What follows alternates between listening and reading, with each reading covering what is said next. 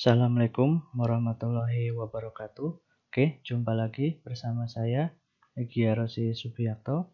Kali ini kita akan membahas kelas online dengan Edmodo. Khusus untuk pembahasan kali ini kita akan bicara masih di akun guru bagian 2. Oke, lebih detail pembahasan kita kali ini yang pertama adalah nanti bagaimana cara membuat kelas, kemudian yang kedua bagaimana cara menginvite atau mengundang siswa ke kelas yang sudah kita buat dengan kode maupun dengan email siswa tersebut. Kemudian yang ketiga adalah nanti pembuatan kuis online. Oke, seperti sudah dijelaskan sebelumnya, di Edmodo ini ada 3 akun khusus guru, kemudian ada akun khusus siswa, dan yang ketiga akun khusus orang tua. Oke, baik kita mulai, tapi sebelumnya silakan persiapan dulu, dipersiapkan peralatannya jika ingin mengikuti materi ini. Oke, cekidot, kita kembali sesaat lagi.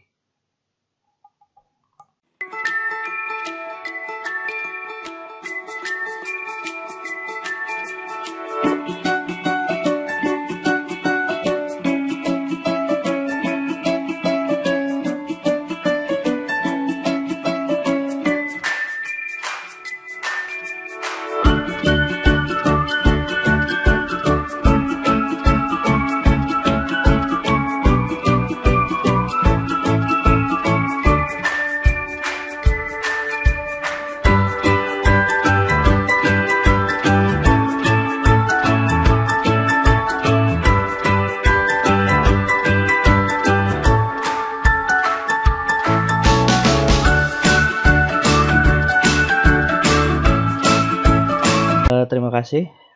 Kita ada di Edmodo ya. Kali ini masih di bagian akun guru. Oke, ketika kita sudah login ya, di tahap pertama kita sudah belajar bagaimana cara membuat akun untuk guru. Nah, sekarang kita sudah login dengan akun yang sudah kita buat kemarin ya. Cara loginnya seperti biasa, dibuka edmodo.com, kemudian login dengan username, dengan email dan password yang sudah kita buat kemarin. Oke, setelah login kita ada di account di sini, profile ya, bisa kita klik di sini profile. Nah, ini ada beberapa fitur invite teacher, teacher yang lain kita bisa membuat sebuah komunitas di sini, connection ataupun grup dan lain sebagainya di sini. Oke, fokus kita kali ini kita akan membuat sebuah grup atau sebuah kelas di sini. Ya, sebelumnya di sini ada menu. Ini beberapa kelas yang sudah saya buat sebelumnya. Ya, untuk my classes di sini bisa kita tambahkan di sini ya. Jika menggunakan bahasa Inggris kita bisa sini my classes kemudian create a class. Oke. Kita create a class ya di sini. Nah, kemudian kita tulis nama kelasnya. Nah, misal rekayasa perangkat lunak 2. Misal nama kelasnya ini ya. Atau misal matematika 2. Nah, ini bisa ditulis di sini. Kebetulan kelas saya misalkan rekayasa perangkat lunak.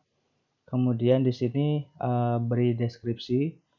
Misalkan kelas ini merupakan kelas mata kuliah atau mata pelajaran ya. Kalau untuk guru biasanya mata pelajaran, kalau untuk perkuliahan disebut dengan mata kuliah.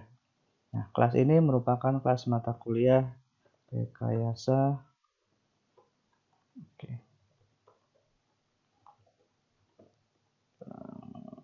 Perangkat lunak 2.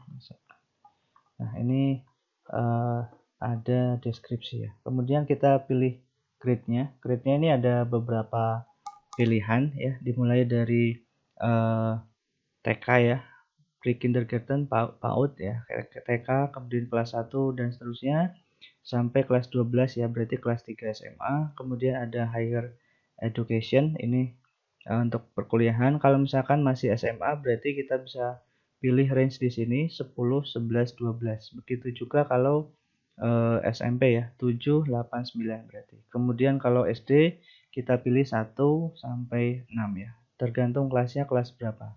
Kalau kelas 6 berarti kita pilih yang 6 grade ini. Nah, karena perkuliahan maka saya pilih yang higher education sini ya.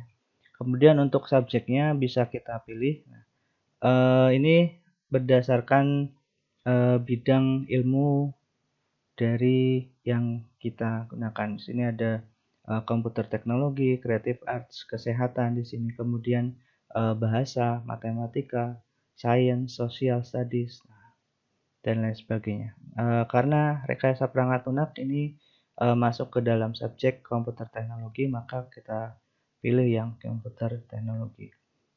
Kemudian bisa kita pilih juga select sub subjek di sini, komputer teknologi ya.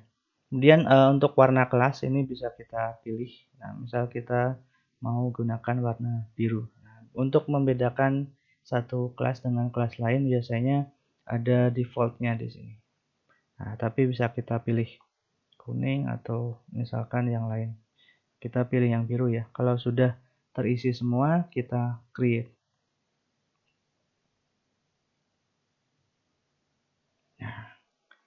Nah, itu tadi cara membuat kelas. Oke. Pembahasan yang kedua di sini bisa kita lakukan. Yang pertama adalah add student. Jadi kita bisa menambahkan siswa atau mahasiswa di sini. Ya, ini pembahasan yang kedua ya tadi. Nah, untuk memasukkan mahasiswa atau siswa ke dalam kelas, kita bisa menggunakan email dari si siswa yang sebelumnya tentunya sudah didaftarkan. Kita bisa isi namanya, misalkan Megia, kemudian nama belakangnya Subiakto, kemudian diisi emailnya. Nah, ini khusus untuk yang invite via email. Nah, ini bisa kita buatkan student account-nya juga ya. Apabila si siswa belum punya account di sini. Nah, kalau siswa sudah punya account Edmodo, kita bisa invite di sini. Nah, untuk invite di sini bisa kita pilih menggunakan kode kelas. Nah, ini di copy, kemudian nanti siswa akan diberikan kode kelas ini. Atau kalau misalkan mereka masih bingung, kita bisa pilih yang share PDF di sini. Di sini sudah ada instruksinya, bisa kita buka. Ya, nah ini ada instruksinya di sini. Instruksi untuk student ya. Jadi ketika guru membuat kelas, nanti si siswa ini bisa masuk dengan kode yang diberikan. Nah, ini caranya sudah ada di sini dengan PDF di sini. Visit edmodo.com using smartphone atau komputer, kemudian started as student, kemudian follow the instruction on your screen, use class code. Nah ini kelas kode yang sudah dibuat oleh guru. Begitu juga untuk orang tua ini bisa masuk ke kelas yang sudah dibuat oleh guru tadi. Ini untuk memantau ya tujuannya di sini menggunakan akun parents atau orang tua. Nah, ini bisa masuk ya. Oke, itu cara yang kedua bisa dengan share PDF atau invite by email. Nah, email di sini bisa kita invite ya. Nah, di sini sudah. Nah, bisa kita inputkan di sini. Misal ini nanti tinggal desain saja. Nanti akan masuk ke email siswa tersebut. Oke. Itu yang kedua. Invitation have been sent. Oke, got it. Oke, itu cara invite siswa atau mahasiswa ke dalam akun Edmodo tersebut. Oke, kita kembali ke kelas. Nah, kita ke pembahasan yang nomor 3 ya.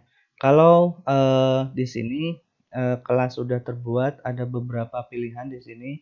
Ada folder di sini, manage folder ini untuk kita membuat file-file atau mengumpulkan file-file misalkan materi dan lain sebagainya bisa kumpulkan di dalam satu folder. Kemudian untuk melihat member di sini nanti kalau misalkan sudah ada siswanya, di sini akan terlihat siapa saja yang sudah masuk. Nah, untuk siswa nanti kita ada pembahasan lebih lanjut ya. Oke, ke pembahasan yang ketiga, kita ke account. Nah, di sini bisa kita buat assignment atau tugas. Nah, pada pembahasan yang pertama lalu sudah kita jelaskan ya di video sebelumnya. Kali ini kita akan membahas mengenai kuis ya. Nah, bagaimana cara membuat kuis? Oke, caranya kita create di sini, kemudian pilih kuis. Nah, karena baru kita pilih new, tapi kalau sudah pernah membuat kita akan menggunakan kuis yang sama, kita bisa pilih yang load existing. Nah, kita ke new saja. Nah, di sini bisa kita berikan kuis. Nah, misalkan nama kuisnya pengantar rekayasa perangkat lunak. Nah, di sini kita beri judul kuis, kemudian instruksinya silahkan jawab pertanyaan yang tersedia. Nah, kalau sudah, ini instruksinya bisa ditambahkan lebih detail lagi ya. Nah, karena ini untuk contoh kita beri instruksi, silakan jawab pertanyaan yang tersedia. Oke, kalau sudah terisi, kita assign. Oke. Berarti harus kita ke step yang kedua, kuis detailnya sudah ada, kita ke pertanyaan. Nah, untuk pertanyaan atau quiz question ini ada beberapa pilihan, bisa multiple choice, true or false, short answer, fill in the blank, matching, multiple answer. Nah, kita biasanya menggunakan yang multiple choice. Nah, kita pilih di sini. Nah, ada beberapa jawaban nantinya. Kita misalkan akan membuat soal berikut ini adalah tahapan dalam rekayasa perangkat lunak. Misal kecuali. Nah, kita bisa memberi jawaban di sini. Analisis, kemudian perancangan, kemudian yang ketiga misalkan kita isi dengan pengujian, kemudian kita bisa tambah ya pertanyaannya 4 di sini misalkan answer yang keempat misalkan yang bukan dari tahapan dalam rekayasa perangkat lunak adalah kita pilih misalkan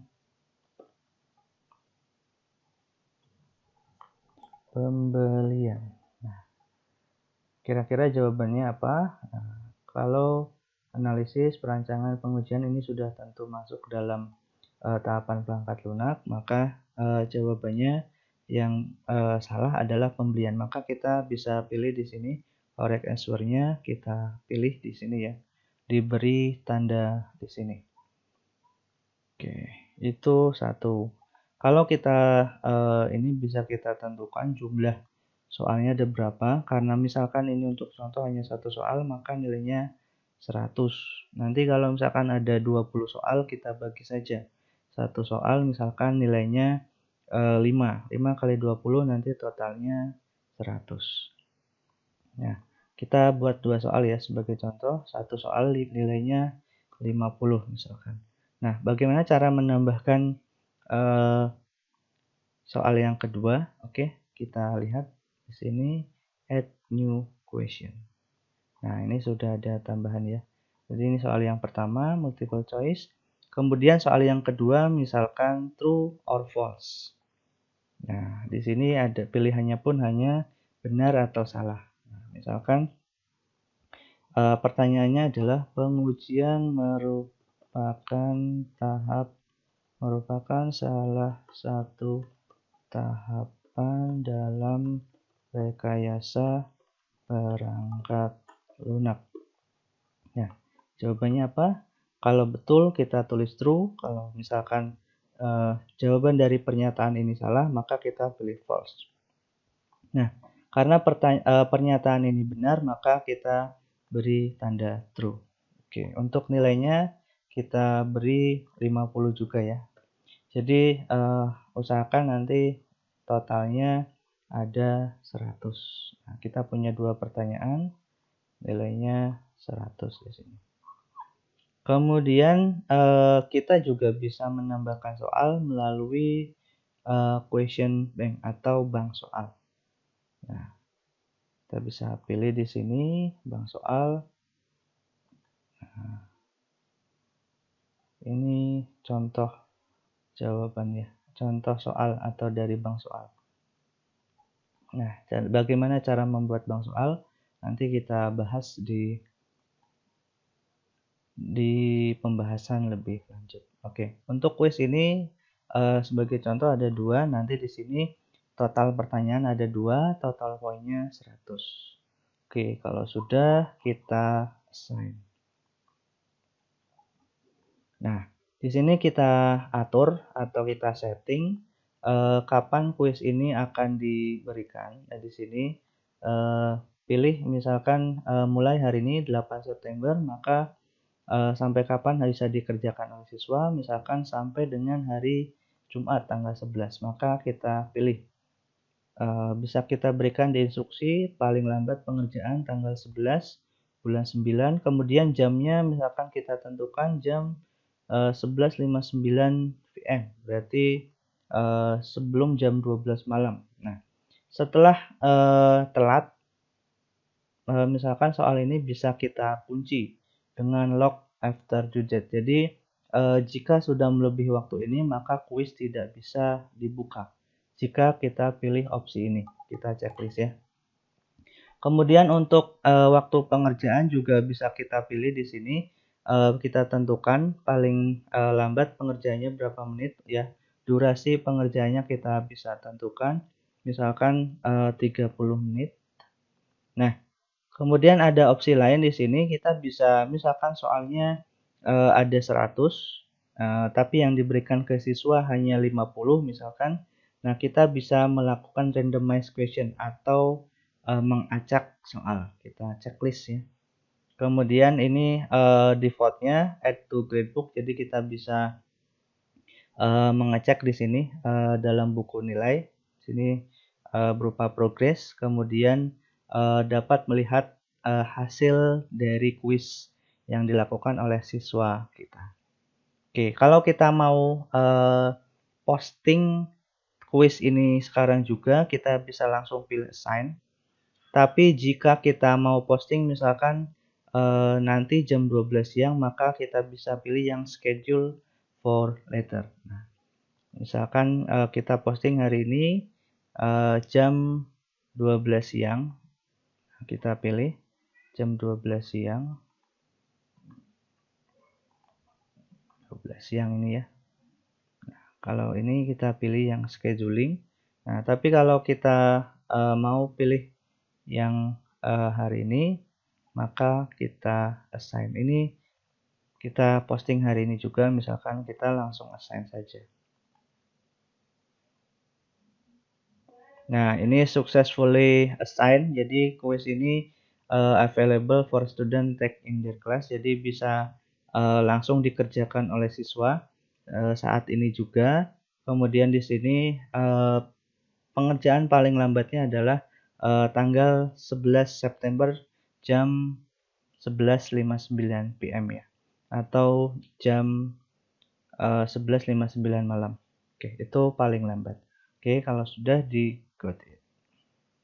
Nah, ini pun akan muncul di sini, di account guru ya.